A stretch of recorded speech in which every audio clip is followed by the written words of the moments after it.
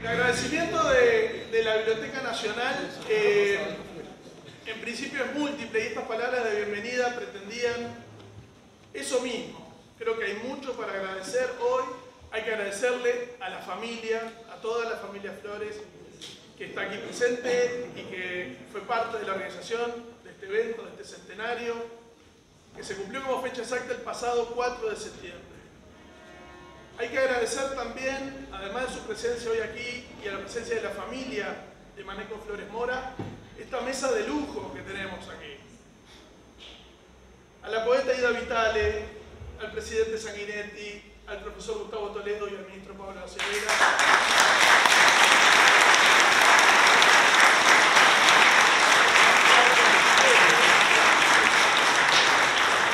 Les agradecemos especialmente y extendemos también el agradecimiento a alguien que iba a integrar originalmente la mesa y que por un asunto de salud, acaba de realizar un viaje muy extenso, el contador Enrique Iglesias se excusa de estar aquí, pero mandó un mensaje que será ahora leído oportunamente. Yo solamente lo que quiero es, no quiero demorar demasiado, simplemente quiero que presten atención a aquella foto que está en la pantalla. Esa foto dice mucho de por qué este acto se realiza hoy aquí.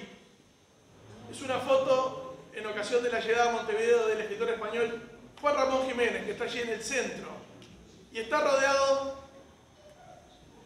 por lo más destacado de la llamada generación del 45 o generación crítica.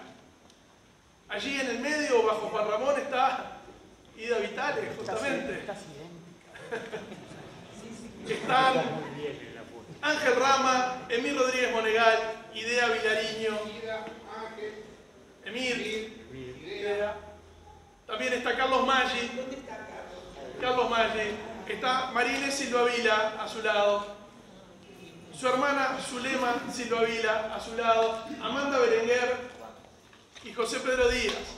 Y allí debajo, un poquitito fuera de foco con su bigote y su sonrisa, está Maneco Flores Mora, porque en ese año de 1948, quizá todavía no asomaba el político, pero sí el intelectual, que escribía contratapas, pero todavía no en el legendario semanario Jaque, sino contratapas nada más y nada menos que en otro legendario semanario, como fue el semanario Marcha.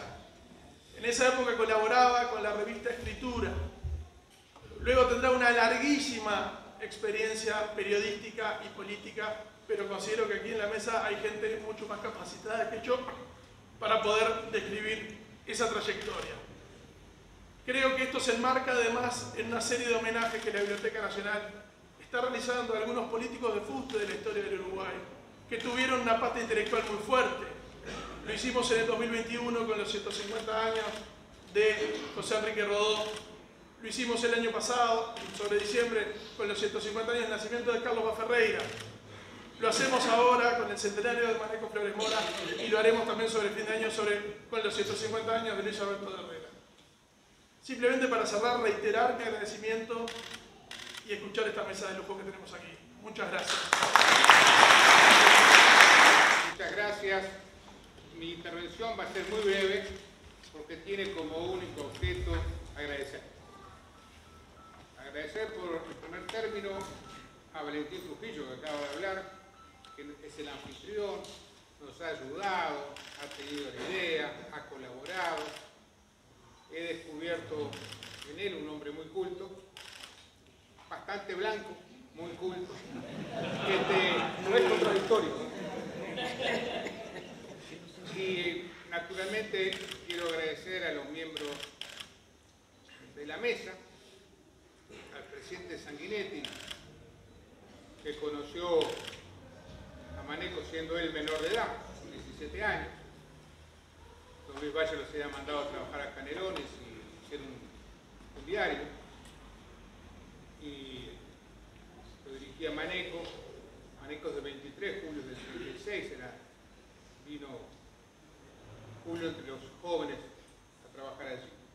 Quiero agradecerle a Ida Vitale, que lo conoce a Maneco de antes que todos nosotros.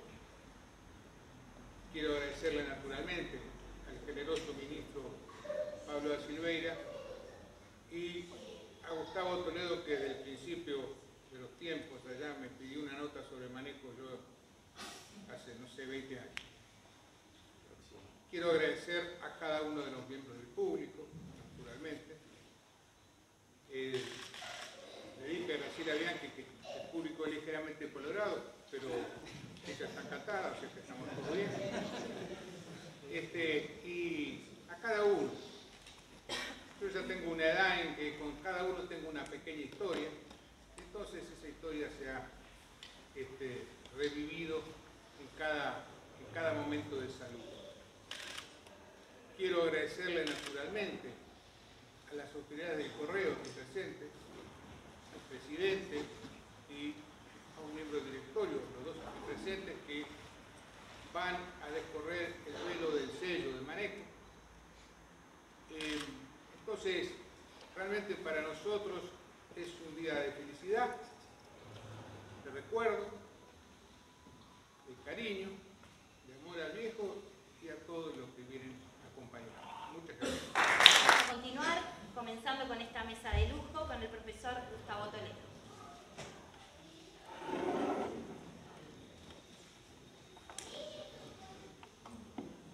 Buenas noches a todos. Gracias por estar aquí, por acompañarnos. Quiero agradecer al señor director de la Biblioteca Nacional, Valentín Trujillo, y a la familia Flores Silva por el honor de permitirme integrar esta mesa tan distinguida, con la que esta casa, y por carácter transitivo de la República, quiere celebrar los 100 años de vida de Manuel Flores Mora Maneco. Debo advertir que mi intervención no estará centrada en el recuerdo personal, que desafortunadamente no tengo, ni en el abordaje de su derrotero como servidor público, insoslayable por otra parte. En tanto fue diputado, senador, ministro y una figura clave de su partido, el Partido Colorado, sino en la lectura y análisis de su trayectoria intelectual. Justamente me parece valioso y necesario rescatar en esta hora al intelectual que se esconde detrás del político, o más aún, al político intelectual, o al intelectual político, como más guste, en cuanto tiene de singular. Cada uno es uno en sus circunstancias, como se sabe, pero también en cuanto tiene en común con otros tantos que antes y junto con él combinaron ambas dimensiones. Vale distinguir esta categoría de la de político culto, que los hubo muchos y muy destacados, en un aspecto preciso.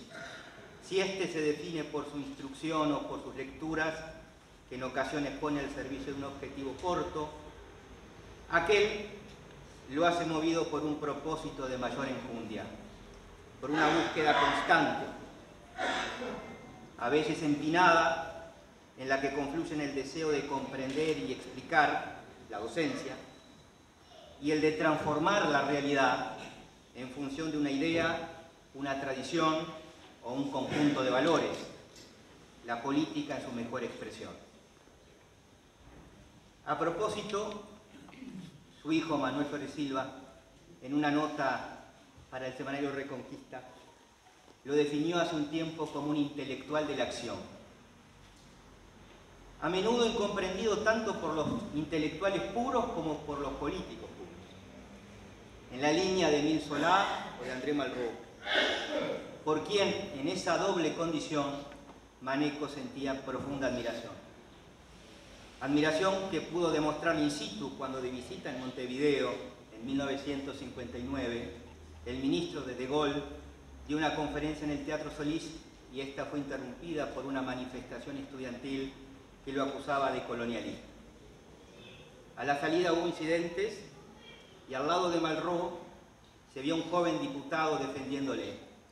No era otro que Maneco. Si bien la mayor parte de su vida transcurrió entre clubes seccionales y redacciones, entre la militancia partidaria y el desempeño profesional del periodismo, conservó siempre intacta la vocación literaria, que se remonta a sus tiempos de estudiante, cuando el azar lo cruzó a principios de los años 30 en las aulas del Liceo Francés, con quien luego se convertiría en su amigo, socio en varios proyectos y concuñado, Carlos Maggi. También con Emile Rodríguez Monegal, pero esa ya es otra historia. Allí, ambos jóvenes comenzaron a despuntar su común afición por la escritura. Maggi a través de un diario mural, Nimbus, escrito a mano en el que comentaba los últimos sucesos de la clase, que recogía en una cartulina que colgaba en la pared. Y Maneco, a través de otro, escrito a máquina, llamado En voz baja sobre el Nilo, en el que abordaba también con humor las guerras médicas, pero con los personajes de la clase. El periodista y el literato comenzaban a darse la mano, al tiempo que emergía el compromiso político, saliendo con otros amigos del liceo a pegar carteles contra las potencias del eje y a tirarle piedras a la vidriera de un diario filofascista en plena calle 18 de julio. En 1941, con 18 años Maneco y 19 Carlos, se embarcaron en una aventura que les abrió las puertas del gran público. Suena exagerado, pero no lo es. Se presentaron a un concurso de ensayo histórico que tenía por tema José Artigas, primer estadista de la Revolución. Con la ayuda de Eugenio Petit Muñoz y Edmundo Narancio, quienes les abrieron las puertas de sus bibliotecas, y tras 6 meses de arduo trabajo, se hicieron finalmente con el Gran Premio Presidencia de la República, convirtiéndose en los responsables del primer bestseller de su generación, ya que el Consejo Nacional de Enseñanza Secundaria dispuso un tiraje de 20.000 ejemplares que distribuyó en todos los centros educativos del país. Como si esto no fuera poco, el Sodre se interesó en hacer una versión radial del texto, Vida de Artigas, que fue grabado por la Comedia Nacional en 10 episodios. 3 años después, Narancio los convocó como ayudantes de investigación del Archivo Artigas con la misión de copiar documentos en Buenos Aires, lo que los llevó a radicarse durante 4 meses en la vecina orilla. En 1950, en el centenario de la muerte del prócer, el diario El País publicó un libro en su homenaje, donde se incluyen trabajos de ambos, y en el que Maneco perfila un Artigas austero, popular, republicano. Según Maggi, eran tiempos marcados por el deseo de escribir y por la pedantería. Un fragmento de Monumento al doble genio, escrito a 4 manos, da cuenta de ello.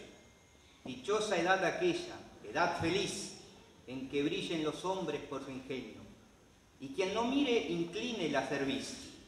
Entonces tú serás cartón endeble, monumento elevado al doble genio, recuerdo alentador, marca indeleble.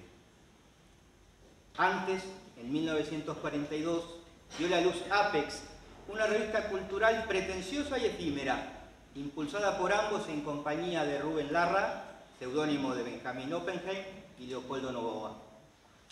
Pese a que el propósito de la publicación era darle cabida a los jóvenes, proclamando jactanciosamente que todavía no existía un arte uruguayo, cosa que enardeció, según dicen, a Paco Espínola, se destacó, sin embargo, por el aporte de veteranos ya consagrados, como Juan José Morosoli o Joaquín Torres García, quien les confió el único texto literario que escribió en su vida, Divertimento.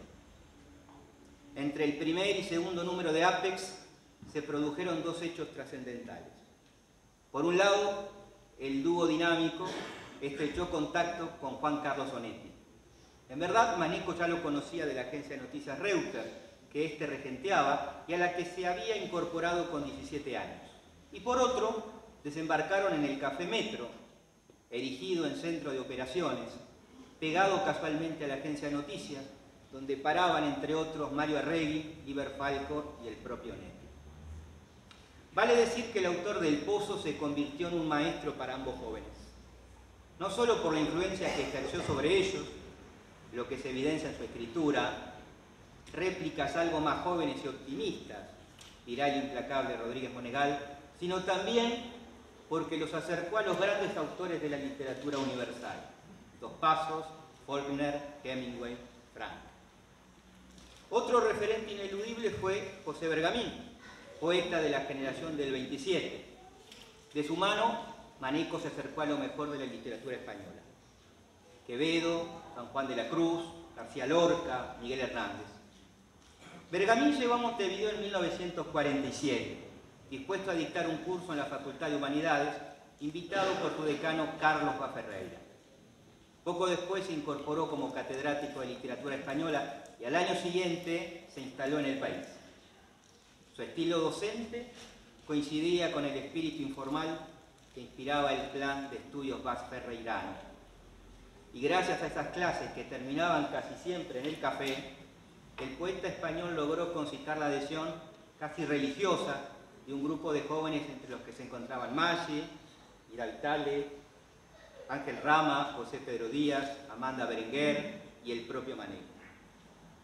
Maggi llamó entrañabilista al grupo que rodeó a Bergamín, neologismo en el que alienta la idea de una literatura viva, la provocación a las categorías racionales y el rigor formal que el español proclamaba.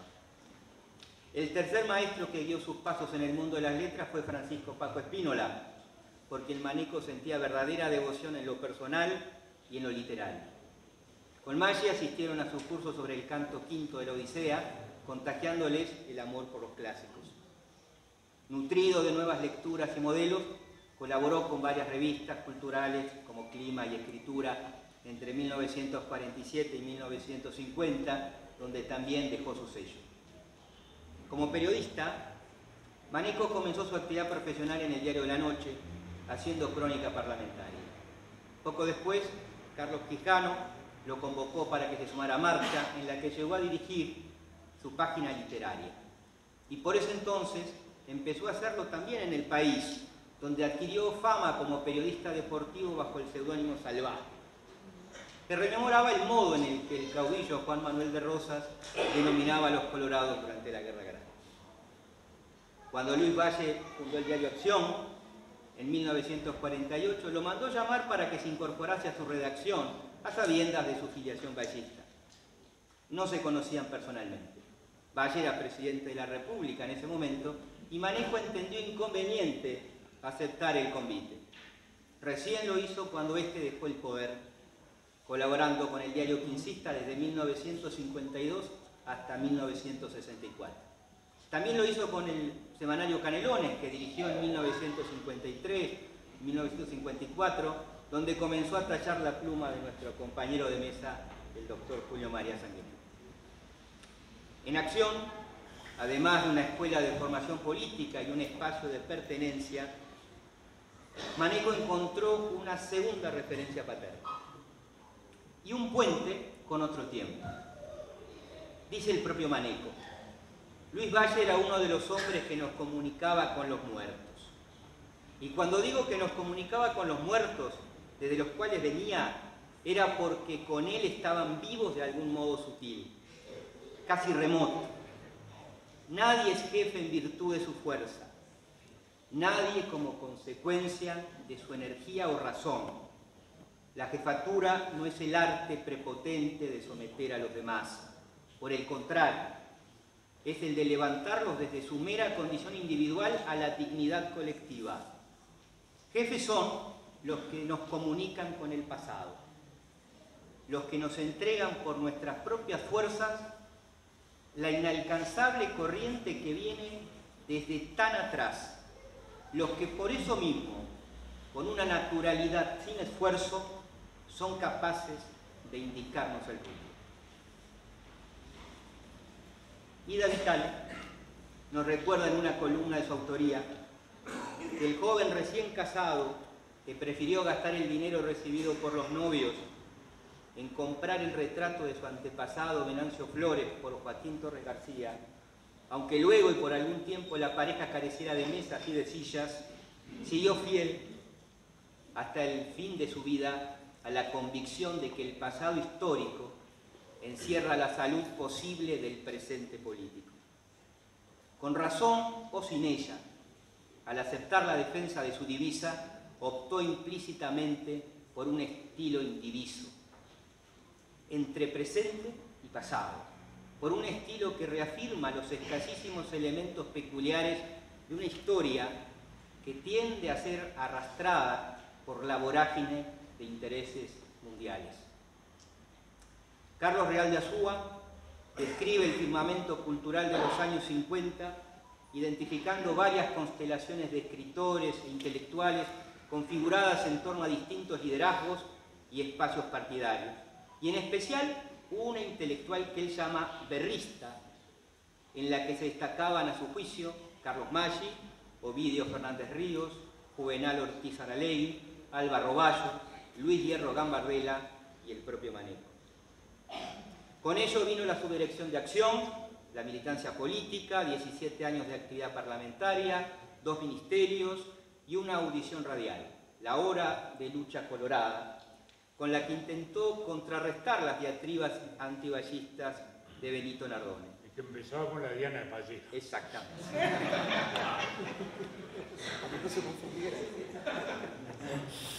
Un derrotero que sus maestros y compañeros de la generación del 45 nunca vieron con buenos ojos y sintieron como una pérdida para las letras. Tras el cisma que precedió a la muerte de Valle Berres y a su alejamiento de acción, regresó al periodismo en el diario El Día a mediados de los 70, ya en dictadura. Antes había regresado a su primer gran amor, la literatura. En esos años escribió 3 obras de teatro, Casandra, El Senado y Trastámara o El Límite, basada en los tiempos de Juana la Loca. Incluso, según algunas versiones, podría haber una cuarta, titulada El Tristán, y una novela inconclusa, Alba de Tormes.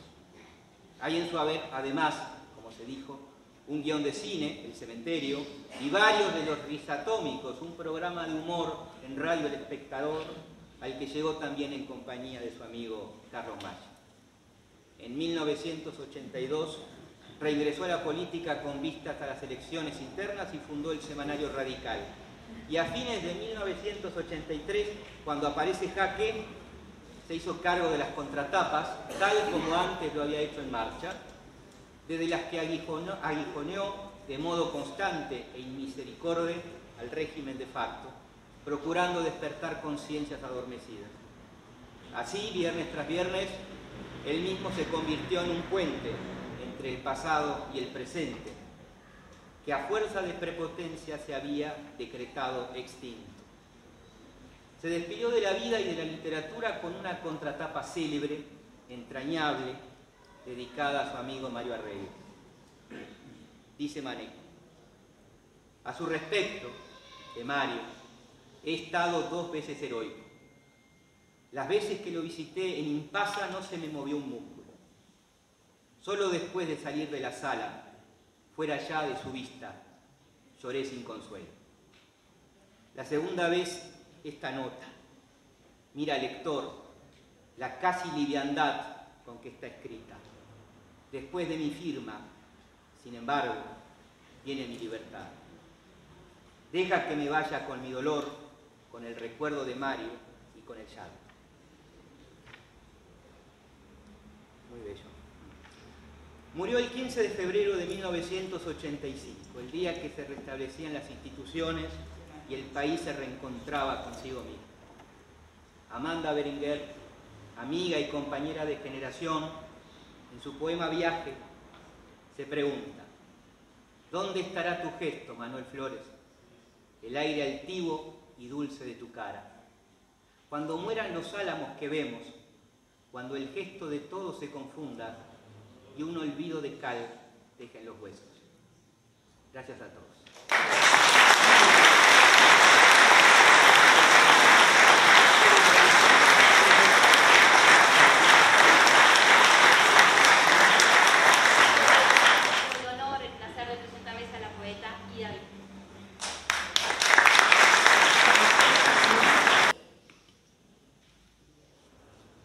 ¿Qué puedo decir? No puedo hablar de Maneco sin pensar en el pequeño grupo al cual me tocó, por una suerte increíble, acercarme. Yo toda la vida me preguntaba, ¿quién es más inteligente? ¿Fulano? ¿Sutano? Nunca llegué a una conclusión absolutamente inútil. Todos formaban un grupo estupendo y no había nada más maravilloso para mí que oír una discusión en serio, de esa que uno pensaba esto termina en un duelo, cosa que en aquella época se estilaba, por suerte creo que pasó la moda, en fin, porque cada uno tenía una personalidad absolutamente indiscutible, propia, y que congeniaba y a la vez era totalmente opuesta a la de su amigo. Estoy hablando de Maggi y de Maneco. Eran dos amigos para mí inexplicables, porque estaban obligados a actuar juntos, porque eran complementarios. Uno nunca le podía dar la razón exclusivamente a uno sin pensar qué pasaba con el otro. Bueno, pero ahora tenemos que hablar de Maneco. Bueno, Maneco tenía facetas muy notables y muy distintas. El amigo privado, el amigo del grupo, el amigo no secreto, pero digo discreto, y la otra persona, esa que se descubría cuando se tocaba uno de los puntos esenciales de Maneco. Maneco era, como ustedes todos saben, una maravillosa persona y un político. Nunca sé si a los políticos hay que decirles que son maravillosos. Bueno, los políticos los elegimos. Ellos creen que no, que ellos vienen de una sola pieza al mundo. Pero creo que los políticos los hacemos los que creemos en ellos en algún momento, ¿no? Quizás no estén de acuerdo. ¿Qué hacemos cuando después no estamos de acuerdo con el político? Bueno, en general cambiamos de cambiamos nosotros de ángulo. Bueno, yo no tengo nada que ver con esos temas. Soy una analfabeta política que me he manejado solo con intuiciones y simpatía. Creo que eso es muy importante. Uno no podría seguir nunca a un político al que no quisiera aceptar como amigo. Claro, ellos no me han aceptado a mí como amiga, pero yo siempre soy una vocacional. Bueno, yo no puedo venir a hablar en donde no es mi territorio. Mi territorio es muy pobre, muy olvidado y muy, no diré que inútil, pero no ocupa un lugar muy importante en la sociedad, creo, en la actual al menos. ¿Qué se hace con un escritor que no escribe mucho y que habla de las cosas que no le importan mucho a la gente? Bueno, el político sale de eso impávido. Él crea su público, no espera que el público lo crea a él. Así que, bueno, fuera de decir que estoy muy agradecida de estar acá, porque es una oportunidad pública de decir lo mucho que iría a Maneco. Yo siempre tuve durante toda mi vida una gran angustia. Si Maneco y Maggi discuten, ¿a quién tengo que creerle?